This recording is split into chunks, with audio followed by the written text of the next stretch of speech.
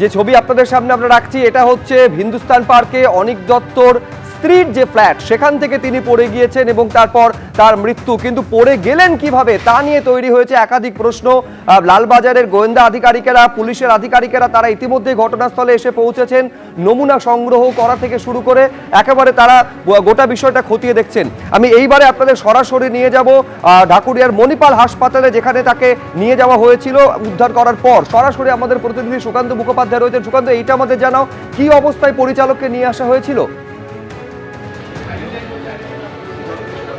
দেখো, রক্তাক্ত অবস্থাতে দুপুর 1টার কিছু পরে মণিপাল হাসপাতালে নিয়ে আসা হয়। কিছুক্ষণ আগেই প্রযোজক ফিরদৌসুল হাসান তিনি যেটা বলেছেন যে তিনি খবর পাওয়ার সঙ্গে সঙ্গে এখানে চলে আসেন এবং এই মুহূর্তে পরিচালক সৃজিত মুখোপাধ্যায়, অন্যদিকে জিতু কামাল সহ টলিউডের যারা দীর্ঘদিন ধরে তার সাথে কাজ করেছেন অনিক দত্তের, তারা এই মুহূর্তে রয়েছেন। এবং হাসপাতাল সূত্রে যেটা জানা যাচ্ছে, যখন তাকে এখানে আনা হয়, এই যে অ্যানেক্স 2 যে বিল্ডিং তুমি দেখতে পাচ্ছ এমার্জেন্সি, এখানে তাকে আনা হয়, কিন্তু তাকে ব্রড ডেড ডিক্লেয়ার করা হয়। অর্থাৎ তাকে এখানে আনার আগে কিন্তু তার মৃত্যু হয়েছিল এবং সারা শরীরে কিন্তু চাপচাপ রক্ত ছিল, বিশেষ করে মাথায়, কাঁধের পিছনের দিকের অংশে, বুকে বিভিন্ন জায়গাতে কিন্তু আঘাত ছিল এবং তাকে সেই মতন তাকে এমার্জেন্সি ট্রিটমেন্ট দেওয়া হয়, কিন্তু ততক্ষণে তার মৃত্যু হয়েছে বলে হাসপাতাল সূত্রে খবর। এই মুহূর্তে তার পরিবারের সদস্যরা এখানে রয়েছেন, তার স্ত্রী এখানে রয়েছেন এবং কিছুক্ষণ আগে আমরা জানতে পারলাম বোম্বে থেকে তার আজকে মেয়ে আসবে হাসপাতাল এবং তারপরই দেহ নিয়ে কি করা হবে সেটা জানা সম্ভব হবে, যে কি প্রক্রিয়া রয়েছে সেটা জানা হবে। তবে যেহেতু দুপুর 3টে বেজে গিয়েছে, তাই আজকে পোস্টমর্টেম হয়তো হবে না, আজকে হয়তো বডি প্রিজার্ভ করে রাখা হবে, আগামীকাল ময়নাতদন্ত হবে।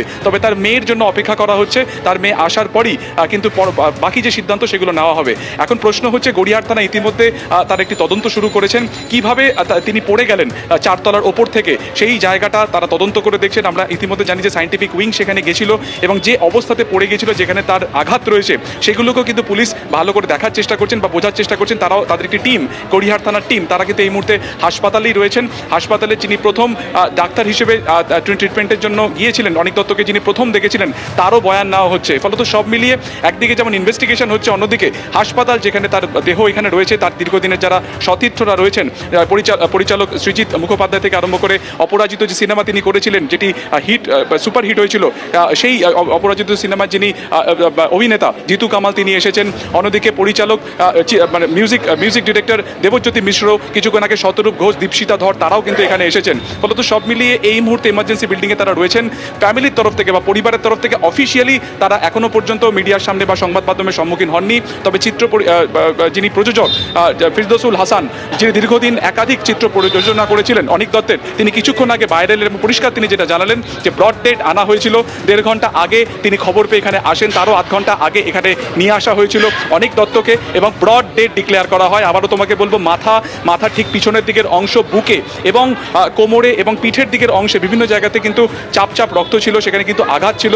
কিভাবে এই ঘটনাটি ঘটলো, গোটা বিষয়টি খতিয়ে দেখা হচ্ছে এবং গড়িয়াহাট থানার একটি পুলিশ, তারাও কিন্তু ঘটনাস্থলে এসেছিলেন। হিন্দুস্তান পার্কে যখন এই ঘটনাটি ঘটে, সেই সময় কিন্তু তার স্ত্রী ফ্ল্যাটের ভেতরে ছিলেন। ফলত কি পরিস্থিতি হয়েছিল, কখন তার সাথে স্বামী শেষ দেখা হয়েছিল, কিভাবেই তার স্বামী তার চোখের আড়ালে গেলেন, গোটা বিষয়টি তার কিন্তু বয়ান যে পর্ব, যে বয়ান নেওয়ার যে প্রক্রিয়া, সেটা কিন্তু চালানো হচ্ছে। এবং এই মুহূর্তে তোমাকে দেখাবো যে হাসপাতালের বাইরে ব্যাপক ভিড় রয়েছে। এমার্জেন্সি ভেতরে তিনি রয়েছেন, অ্যানেক্স 2 বিল্ডিং, সেখানে ইতিমধ্যে গ্রিল দিয়ে আটকে দেওয়া হয়েছে, শুধুমাত্র রোগী ছাড়া কাউকে ভেতরে অ্যালাউ করা হচ্ছে না।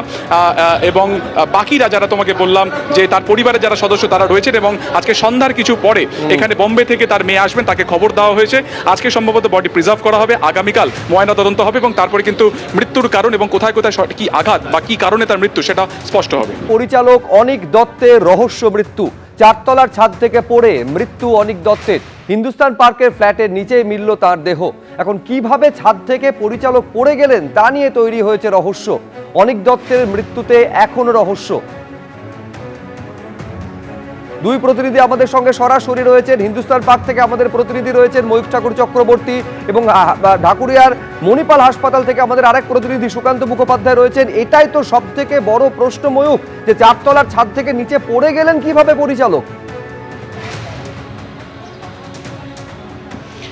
দেখো, কয়েকটা ইনফরমেশন দিয়ে দেওয়া প্রয়োজন রয়েছে শুভ্রজিৎ। সেটা হচ্ছে অনিক দত্ত পরিচালক, তিনি কিছুক্ষণ আগের ঘটনা, এই যে বিল্ডিং আমরা যেখানে রয়েছি, এই বিল্ডিংয়ে তার স্ত্রী থাকতেন, আর তিনি থাকতেন হচ্ছে গড়িয়াহাট থানার সামনে যে তার একটা জায়গা রয়েছে, সেখানে তিনি থাকতেন। আজকে তিনি এখানে এসেছিলেন এবং আসার পর এখান থেকে ওপর থেকে তিনি নিচে পড়ে যান। এখন সবথেকে বড় প্রশ্ন যে তিনি গড়িয়াহাটের নিজের বাড়ি থেকে স্ত্রীর যে ফ্ল্যাট সেখানে আজকে এসেছিলেন এবং তারপর কি এমন ঘটনা ঘটলো যাতে এই বহুতলের ওপর থেকে পড়ে গিয়ে তুমি আমাদের সঙ্গে মৌখিক একবার থাকো, কি বলছেন একজন শুনবো। ঠিক আছে, থ্যাংক ইউ। একটু খালি দেখবেন যেন অসুবিধা না হয়, হাসপাতালের জায়গা তো প্লিজ, বুঝতে পারছেন পেশেন্ট আসে যে। হ্যাঁ, ফিরদৌসুল হাসান। আমি আবারও সরাসরি চলে যাব ময়ূক ঠাকুর চক্রবর্তী আমাদের প্রতিনিধির সঙ্গে। এই যে ফ্ল্যাটের সামনে তুমি রয়েছো, এখান থেকে 4 তলার ছাদ থেকে নিচে কিভাবে পড়ে গেলেন ময়ূক? দেখো, এটাই সব থেকে বড় প্রশ্ন। এই যে সাদা রঙের যে বিল্ডিং, যেটা আমাদের ক্যামেরা পার্সন প্রতীক রায় দেখাচ্ছে, এটা অনিক দত্তের স্ত্রীর ফ্ল্যাট রয়েছে এই বিল্ডিংয়ে। আর অনিক দত্ত নিজে থাকেন গড়িয়াহাট থানার সামনে, তার একটা বাড়ি রয়েছে, সেখান থেকে তিনি আজকে এখানে এসেছিলেন এবং তারপর এই ঘটনা। এই ইতিমধ্যেই পুলিশ আধিকারিকরা কর্ডন করে দিয়েছে গোটা জায়গা। দেখো, গার্ডরেল দিয়ে আটকানো, রক্তের চাপ চাপ দাগ, ওপর থেকে নিচে পড়ে যাওয়ার কারণে এই যে গাছটা রয়েছে, গাছের পাতা থেকে শুরু করে ডাল সব কিছু নিচে রয়েছে। এই পড়ার সময় যে ইম্প্যাক্ট, তাতেই এই সমস্ত ঘটনা ঘটেছে। কিন্তু সব থেকে বড় প্রশ্ন যে কি করে অনিক দত্ত এখানে পড়ে গেলেন, কারণ এই যে বাড়ির ছাদ, ইতিমধ্যে আমি দেখাবো কলকাতা পুলিশের দেখো সায়েন্টিফিক উইংয়ের যারা অফিসার, তারা ইতিমধ্যে এলেন গোটা ঘটনাস্থলে, তারা ছবি তুলবেন। আমি দেখানোর জন্য বলবো প্রতীক রায়কে। সায়েন্টিফিক উইং কলকাতা লালবাজার গোয়েন্দা পুলিশের তাদের যারা অফিসিয়ালস, তারা এখানে যাচ্ছেন। ফটোগ্রাফি সেকশন রয়েছে, তারা বিভিন্ন রকমের নমুনা সংগ্রহ তারা এখান থেকে করবেন। কিছুক্ষণ আগে হোমিসাইড শাখার যারা গোয়েন্দা তারা এসেছেন, ওসি হোমিসাইড এসেছেন, deputy commissioner south east division তিনি এসেছেন। এখনও পর্যন্ত গোটা বিষয় নিয়ে বেশ কিছু প্রশ্ন উত্তর পাওয়া যায়নি এবং রহস্য কিন্তু ক্রমশ দানা বাঁধছে। এই পরিচালক তিনি গড়িয়াহাটে যে বাড়িতে থাকতেন সেখান থেকে কিন্তু পড়ে যাননি। স্ত্রীর যে ফ্ল্যাট রয়েছে হিন্দুস্তান পার্কে, সেখান থেকে তিনি নিচে পড়ে গেছেন এবং নিচে পড়ে যাওয়ার পর ঢাকুরিয়ার মণিপাল হাসপাতাল, সেখানে তাকে নিয়ে যাওয়া হয়। সেখানে নিয়ে যাওয়ার পরই তাকে মৃত বলে ঘোষণা করা হয়। এখনও পর্যন্ত এই খবরই পাওয়া যাচ্ছে। তবে কি কারণে তার মৃত্যু হলো, তিনি কি নিজে ওপর থেকে পড়ে গেলেন, নাকি কোনো এক্সটার্নাল ফোর্স অর্থাৎ বাইরে থেকে কোনো শক্তি তাকে ধাক্কা মারলো, নাকি কোনো অ্যাক্সিডেন্টাল ফল হলো, এই তিনটে প্রশ্নই কিন্তু এখন ঘুরপাক খাচ্ছে। অর্থাৎ কি কারণে এই পরিচালক অনিক দত্তের মৃত্যু হলো। দেখো, কারণ বিল্ডিংগুলো যে জানলা রয়েছে, আমি ভালো করে দেখাবো। এই জানলাগুলো দেখো, প্রত্যেকটা বিল্ডিংয়ের জানলায় রেলিং রয়েছে, কিন্তু বারান্দাগুলো অনেক জায়গাতেই রেলিং ছাড়া রয়েছে। ফলত এরকম একটা সম্ভাবনা হতে পারে যে বারান্দার ওপর থেকে তিনি পড়ে গেছেন। পুলিশ আধিকারিকরা উপরে গেছেন এই মুহূর্তে, ফরেন্সিক এবং অন্যান্য অফিসারদের নিয়ে সায়েন্টিফিক উইংয়ের, যে ওপর থেকে নিচে পড়ে গিয়েই মৃত্যু হয়েছে অনিক দত্তের, এটা কার্যত নিশ্চিত। কিন্তু কিভাবে ওপর থেকে তিনি নিচে পড়ে গেলেন এবং কোন ফ্লোর থেকে পড়লেন, যে ফ্লোরে তার স্ত্রীর ফ্ল্যাট সেই বারান্দা থেকে পড়লেন, নাকি তিনি ছাদে গেছিলেন, ছাদ থেকে তিনি পড়ে গেলেন। এবার দ্বিতীয় প্রশ্ন যে তিনি পড়লেনটা কি করে, তিনি কি আত্মঘাতী হয়েছেন, তিনি কি নিজে ওপর থেকে নিচে ঝাঁপ মেরেছেন, নাকি কোনো এক্সটার্নাল ফোর্স তাকে বাইরে থেকে ধাক্কা মেরেছে, নাকি দুর্ঘটনাজনিত কারণ? এই তিনটে প্রশ্নই এখন ঘুরপাক খাচ্ছে। তদন্তকারী আধিকারিকরা সেগুলোই নিশ্চিত হওয়ার চেষ্টা করছেন। দেহের পোস্টমর্টেম হবে।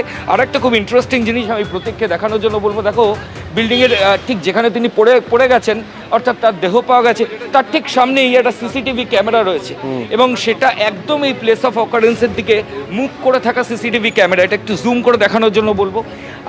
যেটা লালবাজারের হোমিসাইডের যারা তদন্তকারী আধিকারিক, তারা এই ক্যামেরার ছবি তারা দেখছেন, কারণ এটা দেখলে অনেকটা ক্লিয়ার হয়ে যাবে ঠিক কিভাবে তিনি পড়ে গেলেন। কিন্তু ওপরে তিনি কিভাবে গেলেন বা তার সঙ্গে কেউ অ্যাকাম্পানি করছিল কিনা, এই প্রশ্নগুলো কিন্তু এখনো অজানা। এই প্রশ্নগুলোর উত্তর খোঁজার চেষ্টা হচ্ছে। এই যে সিসিটিভির ফুটেজ, সেটা তদন্তে গুরুত্বপূর্ণ ভূমিকা নিতে পারে। ইতিমধ্যেই লালবাজারের হোমিসাইড শাখার আধিকারিকেরা, সায়েন্টিফিক উইংয়ের আধিকারিকেরা, তারা ঘটনাস্থলে এসে নমুনা সংগ্রহ থেকে একাধিক বিষয় খতিয়ে দেখছেন। আমি এইখানে দর্শকদের সামনে রাখবো যে অনিক দত্তের রহস্য মৃত্যু, তা নিয়ে রীতিমতন চাঞ্চল্য ছড়িয়েছে। আমরা কথা বলেছিলাম বিজেপি বিধায়ক এবং অভিনেতা রুদ্রনীল ঘোষের সঙ্গে, তিনি এই নিয়ে কি বলছেন একবার শুনবো। অত্যন্ত মর্মান্তিক এবং হৃদয় বিদারক একটা খবর, খুব যন্ত্রণার একটা খবর। খুব বিষয় লাগছে মানে এটাকে মানতে এবং শুনতে। এর পেছনে কোন রহস্য লুকিয়ে রয়েছে আমরা তো কেউ জানি না। ডেফিনেটলি পুলিশ ইনভেস্টিগেশন এবং তার সঙ্গে সঙ্গে তার পরিবারে, তার সঙ্গে থাকা মানুষজন এই বিষয়ে একটু বেশি আলোকপাত হয়তো করতে পারবেন। তবে মানুষটা যেভাবে সিনেমার একটা ধারাকে অন্যরকম দিক খুলে দেওয়ার জন্য নিজের কাজ করেছিলেন, সেটা তো সবারই মনে রাখবার মতো। সেটা বিজ্ঞাপন জগৎ হোক, তার সঙ্গে সঙ্গে ভূতের ভবিষ্যৎ, তারপর অপরাজিত, তার কাজের তালিকা মনে থাকবারই। কিন্তু তার সঙ্গে সঙ্গে যেটা আমাদের খুব যন্ত্রণা দিচ্ছে, যে এটা নিয়ে আলোচনা করতে, এবং আকস্মিক ঠিক কি কারণে এই ধরনের মর্মান্তিক খবর আমাদের কাছে এলো, সেই বিষয় তো অবশ্যই আমাদের সবাইকে জানতেই হবে। এবিপি আনন্দ, এগিয়ে থাকে, এগিয়ে রাখে।